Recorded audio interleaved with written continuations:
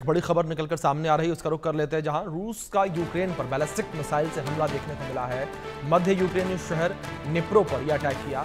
रूस ने passenger train पर मिसाइल हमला किया है। निप्रो में 8 रेल यात्रियों के मारे जाने की खबर सामने आ रही है। मिसाइल हमले में 84 से ज्यादा रेल यात्री घायल बताए जा रहे हैं। बड़ी खबर जो इस बीच सामने आ रही है, ट्रेन को निशाना बनाने की खबर यह सामने आ रही है और 8 लोग इस हमले में मारे गए हैं। ये बड़ी खबर जो सामने आ रही है, 8 लोगों के इस हमले में मारे जाने की खबर सामने आ रही है। रूस का यूक्रेन पर बैलिस्टिक मिसाइल से यह हमला देखने को मिला है। रूस ने पैसेंजर ट्रेन पर मिसाइल से हमला किया है। ये बड़ी खबर जो इस बीच सामने आ रही है। निप्रो में 8 रेल यात्रियों के मारे जाने की खबर सामने आ रही है। निप्रो में 8 रेल यात्री जो है वो मारे गए हैं। ये बड़ी खबर जो इस बीच सामने आ रही है। तो इस बीच में बड़ी खबर है जिस तरीके से जहां रूस ने यूक्रेन पर बैलिस्टिक मिसाइल से हमला किया है और इस हमले में 8 लोगों के मारे जाने की खबर सामने आ रही है। 8 लोगों के मारे जाने की खबर सामने आ रही है। इस हमले में 8 लोगों के मारे जाने की खबर सामने आ रही है। जिस तरीके से रूस ने यूक्रेन के ऊपर बैलिस्टिक मिसाइल से हमला किया है, ये बड़ी खबर जो इस बीच सामने आ रही है। Вот наш, мы ехали в этом вагоне, и он туда, прилетело, взрыв такой был, капец, я упала, жесть просто। तो रूस ने पैसेंजर ट्रेन पर हमला किया है। रूस ने पैसेंजर ट्रेन को निशाना बनाया और पैसेंजर ट्रेन के ऊपर हमला किया है बैलिस्टिक मिसाइल से। 8 लोगों के मारे जाने की खबर ये सामने आ रही है। 8 लोग जो हैं वो इस हमले में मारे गए हैं, रूस के इस हमले में मारे गए।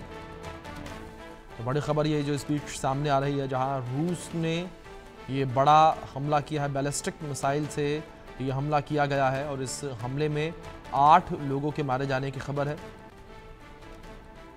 बड़ी खबर है जो इस बीच सामने आ रही है। 8 लोगों के मारे जाने की खबर सामने आ रही है। रूस ने बैलिस्टिक मिसाइल का इस्तेमाल किया है, बैलिस्टिक मिसाइल से हमला किया है और 8 लोगों के मारे जाने की खबर इस हमले में सामने आ रही है। तो मध्य यूक्रेनी शहर निप्रो पर यह अटैक किया है। ये बड़ी खबर है जो सामने आ रही है।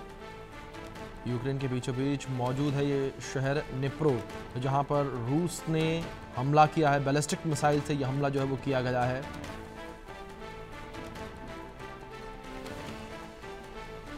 बड़ी खबर इस बीच सामने आ रही है, जहां रूस ने बैलिस्टिक मिसाइल से हमला किया है यूक्रेन पर। यह बड़ी खबर है जो सामने आ रही है और बड़ा हमला ये रूस के द्वारा किया गया। पैसेंजर ट्रेन को निशाना बनाया है रूस ने और पैसेंजर ट्रेन के ऊपर बैलिस्टिक मिसाइल से हमला किया है। इस हमले में 8 लोगों के मारे जाने की खबर जो है वो सामने आ रही है। 8 लोग जो हैं वो इस हमले में मारे गए हैं। ये बड़ी खबर जो इस बीच सामने आ रही है। तो एक बड़ा हमला ये किया गया है रूस के द्वारा, जिस तरीके से बैलिस्टिक मिसाइल से हमला किया है रूस ने। तो एक बड़ा हमला ये रूस के द्वारा किया गया है। इस हमले में 8 लोगों के मारे जाने की खबर है। रूस यूक्रेन जंग को लेकर ये बड़ी जानकारी जो है वो सामने आ रही है और 8 लोग इस हमले में मारे गए हैं। 8 पैसेंजर जो हैं वो इस हमले में मारे गए हैं। तो बड़ी जानकारी है जो इस पीछे सामने आ रही है। रूस ने बैलिस्टिक मिसाइल का इस्तेमाल किया और दूसरी ओर इस पूरे हमले में 84 से ज़्यादा रेल यात्री जो हैं वो घायल बताए जा रहे हैं। 84 से ज़्यादा रेल यात्री घायल हो गए हैं। उनके घायल होने की खबर जो है वो सामने आ रही है और 8 रेल यात्रियों के मारे जाने की खबर जो है वो सामने आई है। 8 रेल यात्री जो है उनकी मौत हो गई है। रूस के द्वारा ये बड़ा हमला किया गया है। इस बीच हमारे सहयोगी अजय जांडियाल जुड़ गए हैं, रुक करेंगे उनका। अजय, जिस तरीके से रूस के द्वारा एक बड़ा हमला यूक्रेन के ऊपर किया गया है, यात्री ट्रेन को निशाना बनाया, 8 यात्रियों की मौत और 84 से ज्यादा लोग घायल।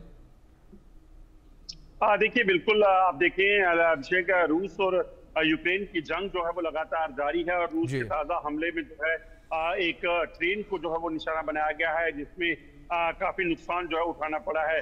जिस तरीके से बैलिस्टिक मिसाइल का इस्तेमाल जो है वो रूस ने यूक्रेन पे किया है, उसके बाद इस तरह की तस्वीरें देखने को मिल रही हैं जो काफी जो है वो परेशान करने वाली है।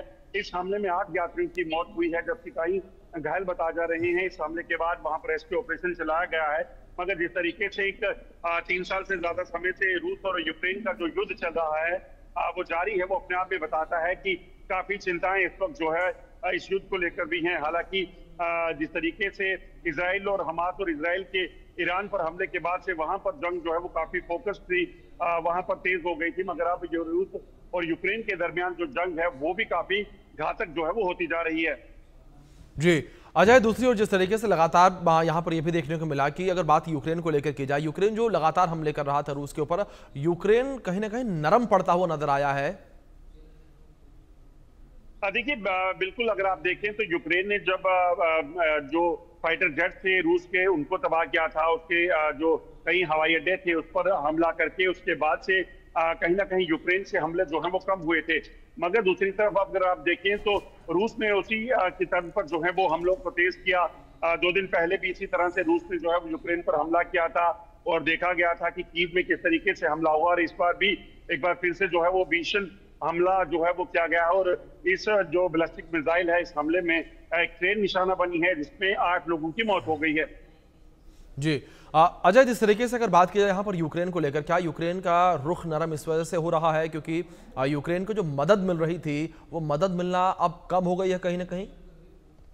देखिए, एक चीज को समझना होगा कि जब पुतिन और राष्ट्रपति ट्रंप की बात हुई थी 2 दिन पहले इजराइल और ईरान के जो जंग चल रही थी उसके दौरान जो है उसमें यकीनन पुतिन ने कई मुद्दे जो हैं वो अमेरिका के सामने, ट्रंप के सामने उठाए होंगे, क्योंकि जो पुतिन है वो माना जा रहा है कि इजराइल, ईरान और जो अमेरिका की जंग की नौबत आ गई थी उसमें जो है एक बड़ा मीडिएशन का जो है रोल उन्होंने अदा किया था। तो ऐसे में हो सकता है कि यूक्रेन को लेकर भी पुतिन ने अपने कई वहां पे जो है वो बात की हो और उस मुद्दे पर भी जो है कहीं ना कहीं अमेरिका की मदद मांगी हो। उस लिहाज से अगर देखें तो नाटो कंट्रीज के द्वारा ही कहीं ना कहीं यूक्रेन को मदद मिल रही थी और शायद वो मदद कम हुई होगी, जिस कारण जो है वो यूक्रेन उस तरह से अब जवाबी कार्रवाइयां करता नहीं दिख रहा है। जी अजय, दूसरी ओर अगर बात इस पूरी जंग को लेकर की जाए, जहां अगर यूक्रेन के जो हिस्से हैं वहां पर करीब करीब 20% हिस्से पर रूस ने कब्जा कर लिया है और जिस तरीके से यहां पर रूस लगातार हमले कर रहा है, उन हमलों से क्या लगता है कि किस तरीके से ये लड़ाई आगे नया मोड़ लेती हुई नजर आएगी? क्योंकि एक समय पर तो ये लग रहा था कि लड़ाई खत्म होने वाली है, लेकिन इस लड़ाई ने फिर से जो है कह सकते हैं कि विकराल रूप ले लिया। देखिए अभिषेक, एक चीज को समझना होगा कि जब तक कोई मीडिएशन नहीं होगी, जब तक कोई टेबल पर बातचीत नहीं करेगा, तब तक किसी भी तरह से जंग को खत्म करना पॉसिबल नहीं है। आप देखिए तो कल ट्रंप की बात करें, अमेरिका की बात करें, ईरान की बात करें या इजराइल की बात करें, उन्होंने बातचीत के लिए जो है कहीं ना कहीं सिलसिले को शुरू किया। हमलों के बावजूद भी अमेरिका ने, ट्रंप ने जो है उसकी जवाबी कार्रवाई को जो है वो किया कि वो नहीं करेंगे और उसी बात जो है वो सीजफायर जो है वो इम्प्लीमेंट हो पाया। वहीं अगर यूक्रेन और रशिया की बात करें तो ना तो यूक्रेन जो है वो झुकने को तैयार था, जेलेंस्की लगातार जो है वो हमले करने की बात कर रहे थे, जो है अपनी शर्तों पर जो है मध्यस्थता को करना चाहते थे, चाह रहे थे कि वो जब तक ये उनकी बातें नहीं मानी जाएंगी तब तक जो है ये जंग खत्म नहीं होगी। तो उसी कारण जो है वो रूस भी इस टेबल पे नहीं आया था, वरना रूस जो है काफी देर पहले इस चीज के लिए तैयार हो गया था। तो अभी भी अगर आप देखें तो अगर जेलेंस्की नहीं मानते हैं, बिल्कुल अजय, देखना दिलचस्प होगा किस तरीके से लड़ाई नया मोड़ लेती है और आगे किस तरीके से शांति वार्ता होती है। शुभ शादी।